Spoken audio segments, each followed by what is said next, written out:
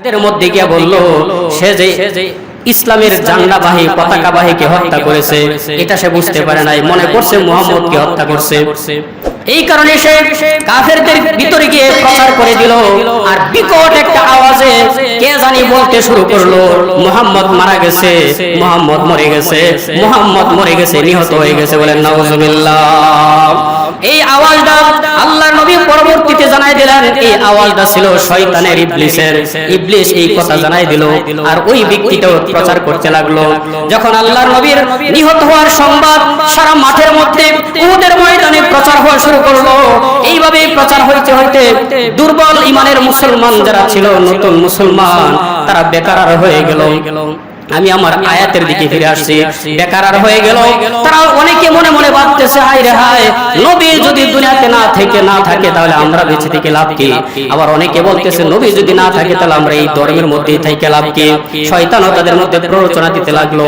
অনেকেই পরামর্শ করতেছে, চলো দেখি আবু সুফিয়ানের কাছে, কারণ আবু সুফিয়ান হচ্ছে মক্কার নেতা, তার কাছে গেলে পরে সে আমাদেরকে নিরাপত্তা দিবে।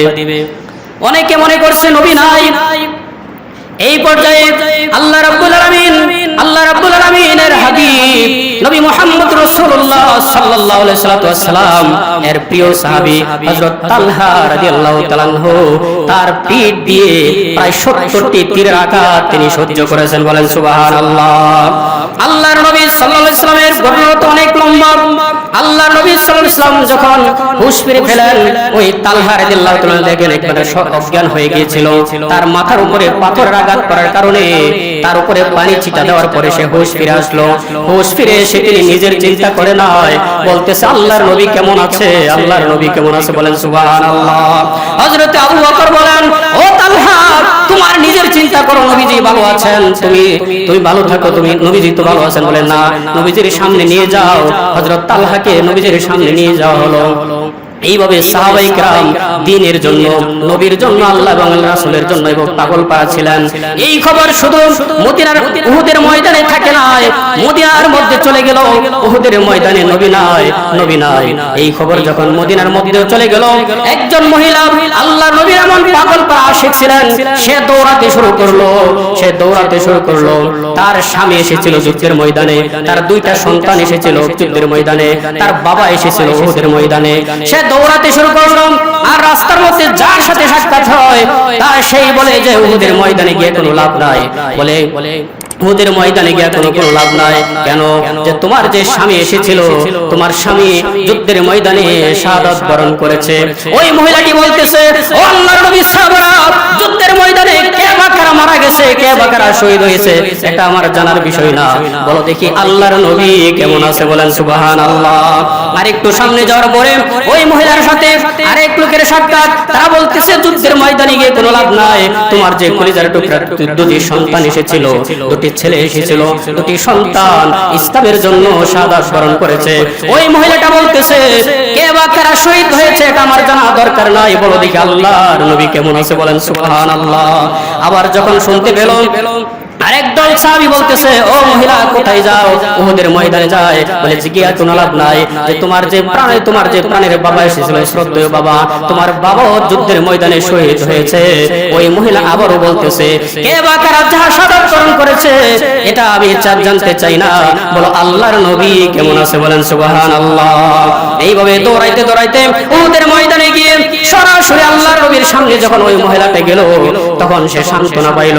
বলতেছে, ওগো নবীজি, ইয়া রাসূলুল্লাহ, ও ইয়া নবী আল্লাহ, ইয়া আল্লাহর রাসূল, আমার দুটি সন্তান হারানোর বেদনা, আমার স্বামী হারানোর বেদনা, আমার বাবা হারানোর বেদনা আমার মন থেকে মুছে গেছে।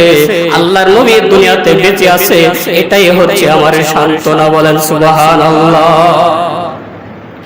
যখন সাহাবায়ে কেরাম ভাবতেছিলেন নবী যখন দুনিয়াতে নাই, শয়তান যেই কথাটা প্রচার করছে, তখন আল্লাহ পাকের কাছে, আল্লাহ পাকের রাসূলের কাছে আল্লাহ পাক এই আয়াত নাযিল করলেন, ওয়া মা মুহাম্মাদুন ইল্লা রাসূল। ও আমার বান্দারা, মুহাম্মদ তো একজন রাসূল ছাড়া কেউ না, সে তো খোদা না। তোমরা যে মনে করছো মুহাম্মদ চিরদিন থাকবে, মুহাম্মদ একজন রাসূল ছাড়া কেউ না। কদ খালাত মিন ক্বাবলিহির রাসূল, তার আগে অনেক রাসূল দুনিয়া থেকে বিদায় হয়ে গেছে। এই কারণে তোমরা কি নবী যদি মারা যায় বা নিহত হয়, শাহাদাত বরণ করে, তাহলে কি তোমরা তোমাদের পূর্বের ধর্মে ফিরে যাবে নাকি? এই আয়াত নাযিল করে মুসলমানদেরকে বুঝিয়ে দেওয়া হয়েছে যে সকল সৃষ্টি একদিন মরতে হবে। কুল্লু নাফসিন যায়িকাতুল মাউত। আল্লাহ পাক আমাদের সবাইকে এই মৃত্যুর কথা স্মরণ রেখে আমরা যেন আমাদের জীবনের আমল করতে পারি, পাথেও জোগাড় করতে পারি, সেই তৌফিক আমাদেরকে দান করুন, বলেন আমিন। হাইয়া আলাল ফালাহ,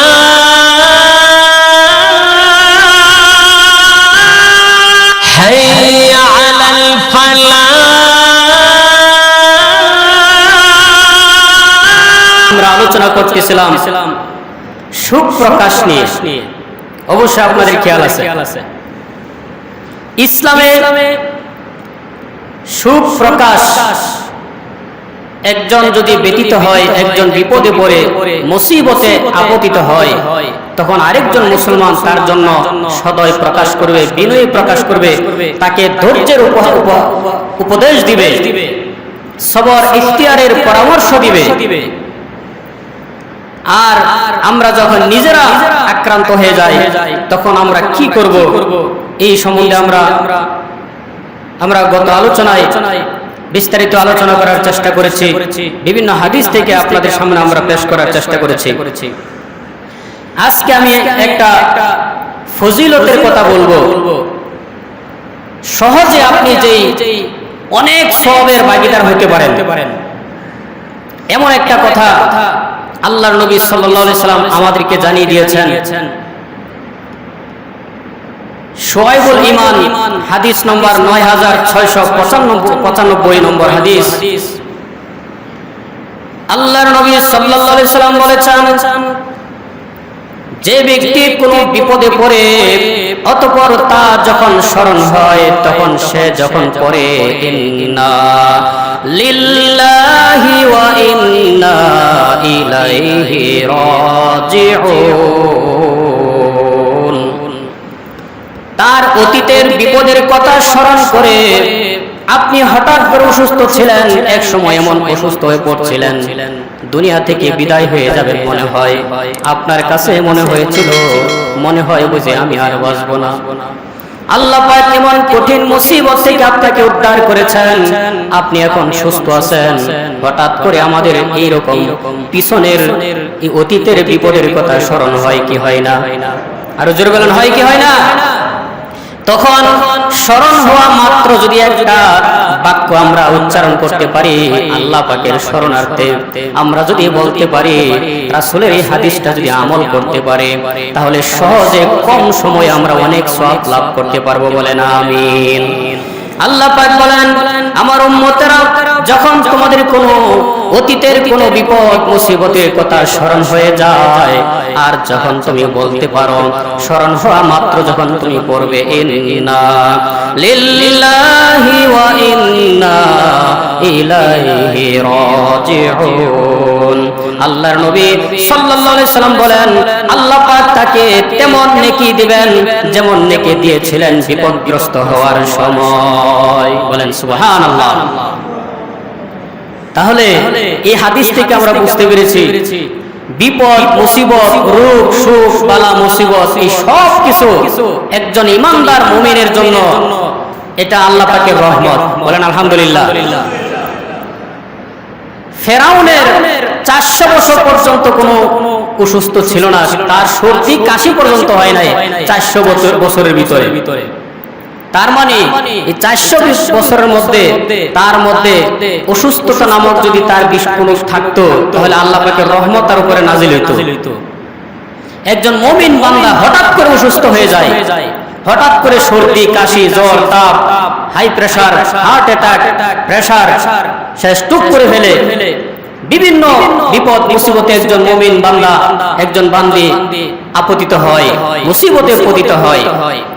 যখন আমরা মুসিবতে পতিত হব, ওই মুসিবতটা ইমানদার মুমিন বান্দা যখন ধৈর্য ধারণ করে, সে যখন সবর ইখতিয়ার করতে পারে, তখন আল্লাহ পাক ওই সবর ইখতিয়ারের কারণে আপনার যতদিন পর্যন্ত আপনি অসুস্থ থাকবেন ততদিন পর্যন্ত আপনার আমল নামায় আল্লাহ পাক সওয়াব লিখতে থাকবেন। বলেন সুবহানাল্লাহ। আপনি সুস্থ হয়ে গেলেন, 1 মাস পর অথবা 1 বছর পর যে কোনো সময় যখন আপনার স্মরণ হয়ে গেল, আমি তো অমুক দিন অসুস্থ ছিলাম, এই যে একটা বিপদের মধ্যে পড়েছিলাম, আল্লাহ পাক আমাকে উদ্ধার করেছেন। বিপদ স্মরণ হওয়া মাত্র আপনি ইন্না লিল্লাহি ওয়া ইন্না ইলাইহি রাজিউন এই দোয়াটা পড়লেন, তখন ওই যেই সময় যতদিন পর্যন্ত আপনি অসুস্থ ছিলেন, অসুস্থ থাকাকালীন পর্যন্ত যেই সওয়াব আপনার আমলনামায় আল্লাহ পাক দিয়েছিলেন, সবর ইখতিয়ারের কারণে যে আল্লাহ পাক আপনাকে সওয়াব দিয়েছিলেন আমলনামায়, এখন একবার যখন আপনি স্মরণ হওয়া মাত্র ইন্না লিল্লাহ পড়লেন, সাথে সাথে ওই সমপরিমাণ সওয়াব আপনার আমলনামায় আল্লাহ পাক দিয়ে দিবেন। বলেন সুবহানাল্লাহ। দেখছেন নি? জানা থাকলে একজন ইমানদার মুসলমান খুব সহজে এই আমলটা করতে পারবে কি পারবে না?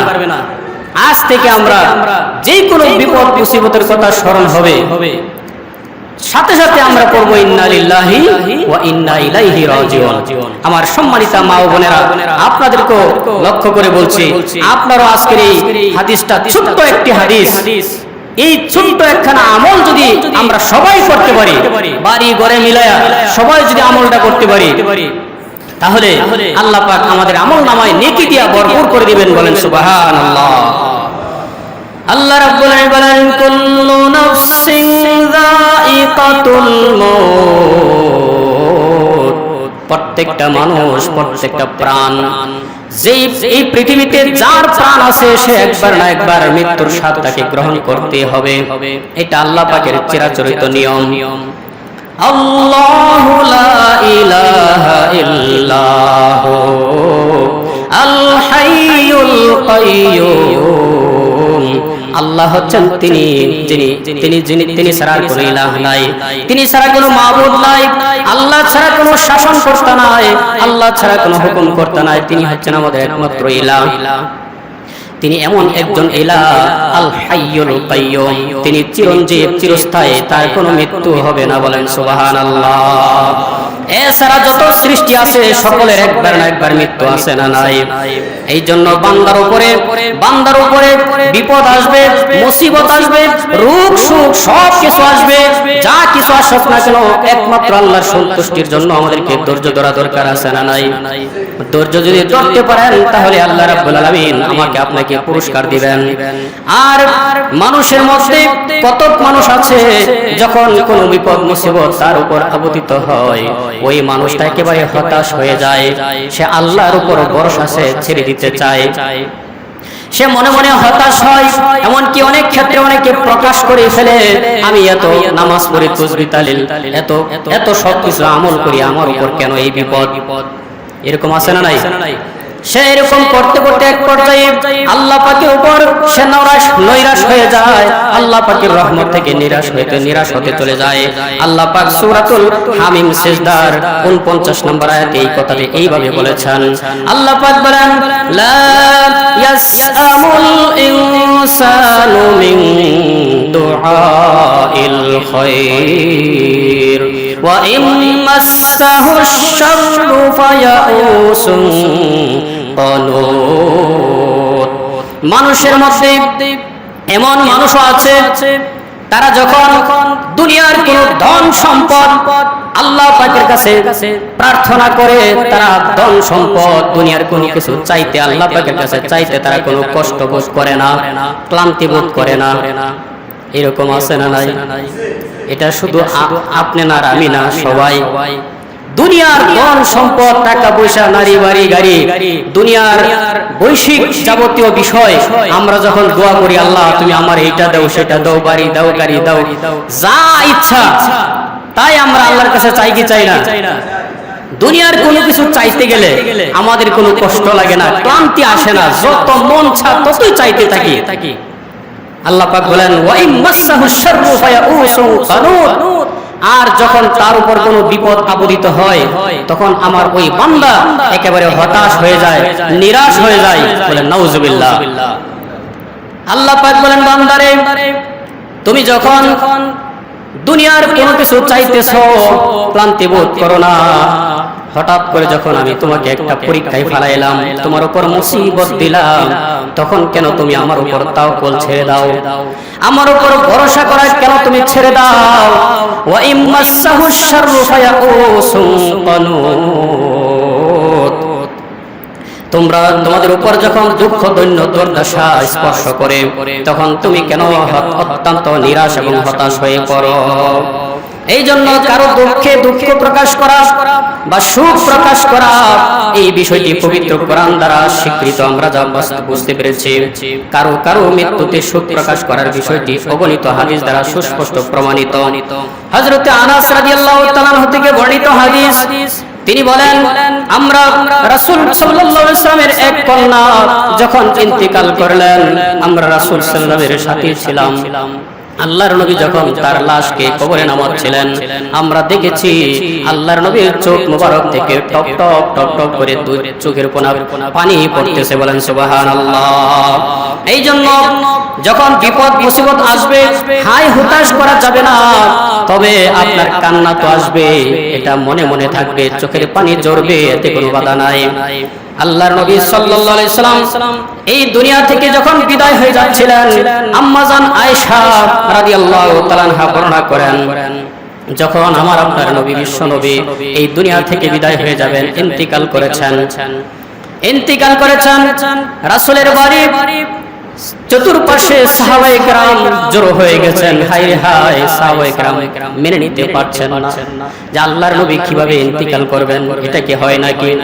হযরত ওমর এমন গরম হয়ে গেলেন, রাঙ্গা তলোয়ার হাতে নিয়ে বলতেছে, যেই ব্যক্তি আমার সামনে বলবে নবী নাই, যেই ব্যক্তি আমার সামনে বলবে নবী ইন্তিকাল করেছে, আমি তার কল্লা কেটে দেব।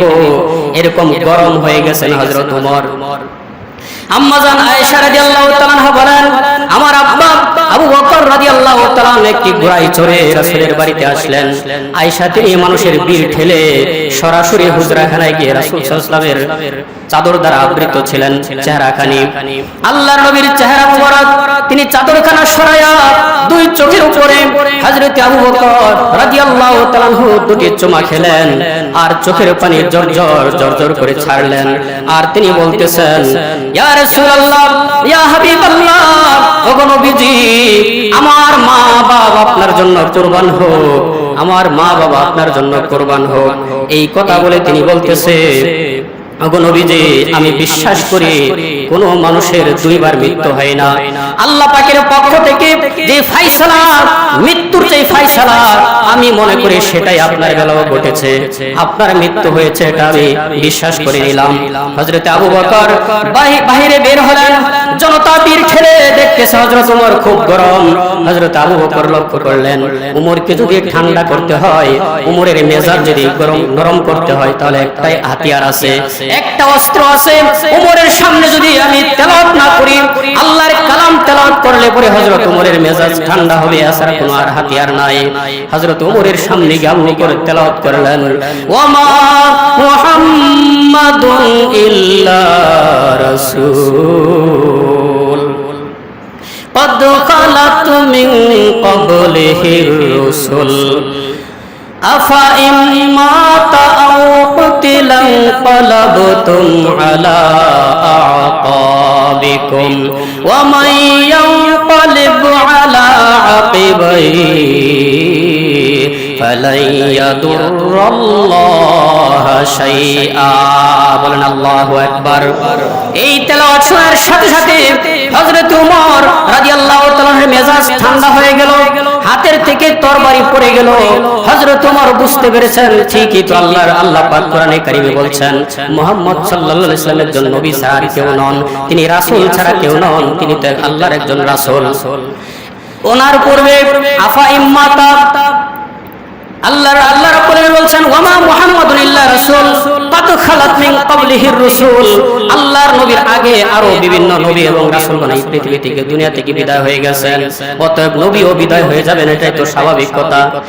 আল্লাহ পাক বলছেন আফা ইম্মাতা, যদি তোমাদের নবী মৃত্যুবরণ করেন, আও কুতিলা, অথবা যদি তিনি নিহত হয়, যুদ্ধের ময়দানে যদি শাহাদাত বরণ করে, তাহলে তোমরা কি তোমাদের পূর্বের ধর্মে ফিরে যাবে নাকি? তোমরা কি জাহালাতের যুগে, জাহিলি যুগে আবার ফিরে যাবে নাকি? আল্লাহ পাক বলতেছেন ওয়ামাইয়ানকালিব আলা আকিবাই, ও আমার বান্দা বান্দীরা, এই কথা নবী দুনিয়া থেকে বিদায় হয়ে গেছে, নবী ইন্তেকাল করেছে, এই কথা শোনার পরে তোমরা যদি তোমাদের পূর্বের ধর্মে ফিরে যাও, তাহলে তোমরা ফালাইয়াতুল্লাহ শাইআ, আল্লাহ পাকের বিন্দু পরিমাণ তোমরা ক্ষতি করতে পারবে না। বলেন সুবহানাল্লাহ। সূরাতুল আল ইমরানের এই 100 সম্ভবত 40 বা 41 নম্বর আয়াত, এই আয়াতটা আল্লাহর নবী আল্লাহ আবু বকর রাদিয়াল্লাহু তাআলা যখন ওমরের সামনে পাঠ করলেন, তখন মেজাজ কি হয়ে গেছে? একেবারে নরম। এই যে আয়াতে কারিমা, এই আয়াতে কারিমা যেহেতু আমাদের সামনে আসছে, এখান থেকে এই আয়াতে কারিমাটার একটু শানে নজুল আমি বর্ণনা না করলেই নয়। এই আয়াতে কারিমা নাযিল হয়েছিল উহুদের ময়দানে, উহুদের যুদ্ধের সময়। আল্লাহর নবী সাল্লাল্লাহু আলাইহি ওয়াসাল্লাম যখন 1000 সৈনিক নিয়ে, মুজাহিদ নিয়ে উহুদের ময়দানে যাবেন,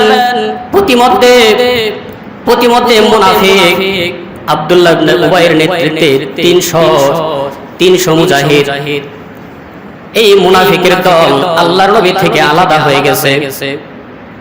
1000 থেকে 300 আলাদা হয়ে গেল। এবার মাত্র 700 মুজাহিদ, দ্বীনের মুজাহিদ সাহাবায়ে কেরামকে নিয়ে আল্লাহর নবী উহুদের ময়দানের দিকে রওনা দিলেন।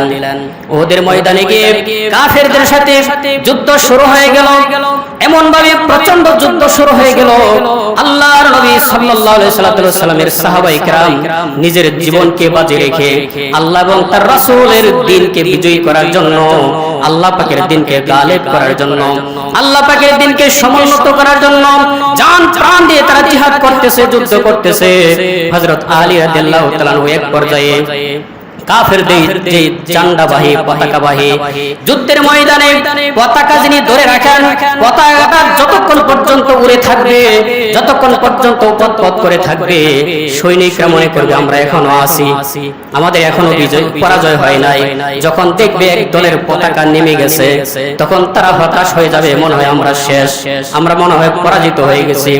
আল্লাহর নবীর সাহাবী হযরত আবু আলী রাদিয়াল্লাহু তাআলা তিনি ওই কাফেরদের পতাকাবাহী, ঝান্ডাবাহী ওই কাফেরকে হত্যা করে পতাকা নামায় দিলেন। আর কাফেররা ছোটাছুটি করতে লাগলো, এদিক সেদিক ছোটাছুটি করতে করতে এক পর্যায়ে মুসলমানদের বিজয় এসে গেল। এবার আল্লাহর নবীর আরেক সাহাবী বর্ণনা করতেছে, আমি দেখতেছি হিন্দা, আবু সুফিয়ানের স্ত্রী হিন্দা এবং তার দলবল সহ তারা পাহাড়ের দিকে ছুটে চলে যাচ্ছে। এমন একটা মুহূর্তে, বিজয়ের মুহূর্তে মুসলমানেরা কাফেরদের থেকে গনিমতের মাল সংগ্রহ করা শুরু করতেছে। বিজয় কিন্তু হয়ে গেছে, কাফেরদের মাল, গনিমতের মাল সংগ্রহ করা শুরু করছে। এইদিকে খালিদ বিন ওয়ালিদ রাদিয়াল্লাহু তাআলা এবং আবু জাহেলের ছেলে ইকরামা রাদিয়াল্লাহু তাআলা ওই সময় তারা মুসলমান হয়েছিলেন না, এরা ছিলেন কাফের। খালিদ বিন ওয়ালিদ ইসলামের একজন বীর সেনানী, ইকরামা রাদিয়াল্লাহু তাআলা আবু জাহেলের ছেলে, তিনি ওই সময় কাফের, খালিদ বিন ওয়ালিদও কাফের ছিলেন। তিনি লক্ষ্য করে দেখলেন মুসলমানরা যখন গনিমতের মালের দিকে আকৃষ্ট হয়ে গেছে, তারা যুদ্ধের দিকে মনোযোগী নাই। তিনি পাহাড়ের পাদদেশ থেকে ঘুরে একটা জায়গা দেখতেছে, ওইদিকে একটা পিছন দিকে একটা জায়গা আছে, এই দিকে গিরিপথ, এই পথ দিয়ে যদি আমি আবার আক্রমণ করি মুসলমানদেরকে ঘায়েল করা সম্ভব। আর ওই গিরিপথে আল্লাহর নবী সাল্লাল্লাহু আলাইহি সাল্লাম আব্দুল্লাহ ইবনে জুবাইর রাদিয়াল্লাহু তাআলার নেতৃত্বে 50 জন সাহাবীকে এই এখানে দাঁড় করিয়ে রাখছিলেন।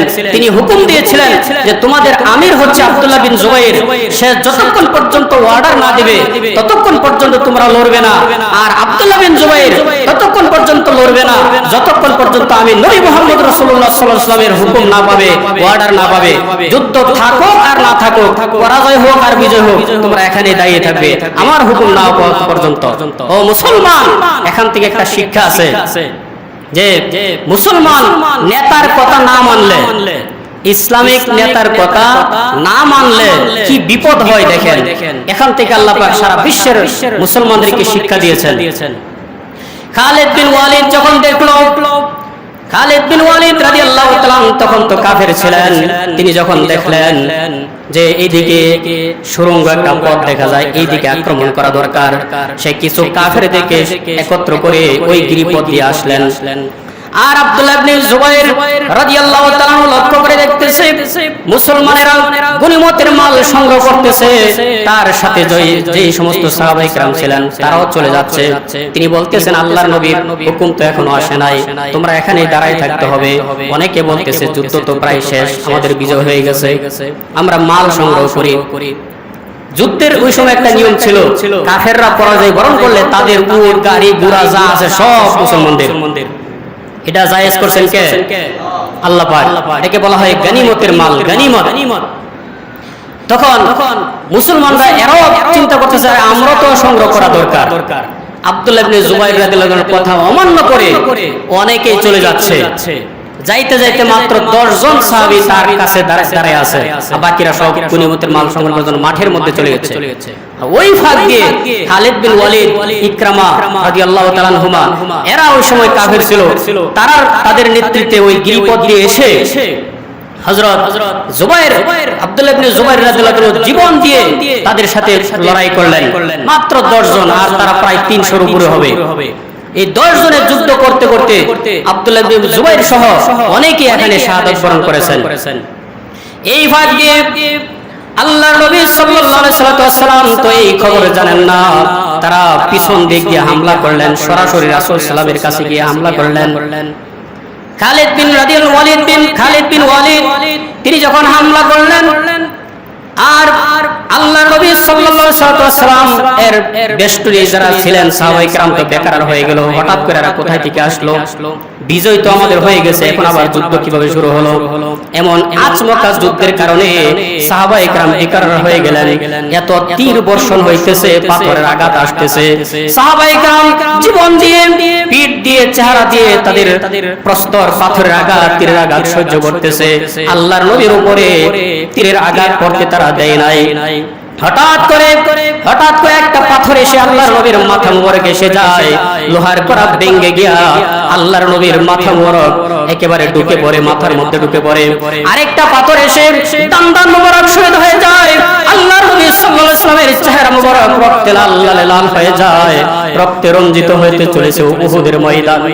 এমন একটা পরিস্থিতিতে সাহাবায়ে কেরাম জীবন দিতেছে, অনেকে শাহাদাত বরণ করতেছে, অনেকে তীর নিক্ষেপ করতেছে, পাথরের আঘাত সহ্য করতেছে। হায় রে হায়, এখন কি করবে? এইদিকে মুসলমানেরা যারা গনিমতের মাল সংগ্রহ করতেছিল এরাও বেকার হয়ে এরা পিছনের দিকে দৌড়াতে শুরু করলো। অনেকেই দৌড়াতে শুরু করলো, কিন্তু আল্লাহর নবীর সাথে 15 জন সাহাবী, 7 জন আনসার এবং 7 জন মুহাজির, 8 জন মুহাজির, এই সাহাবীরা জীবন দিয়ে জায়গা দাঁড়িয়ে থাকলেন।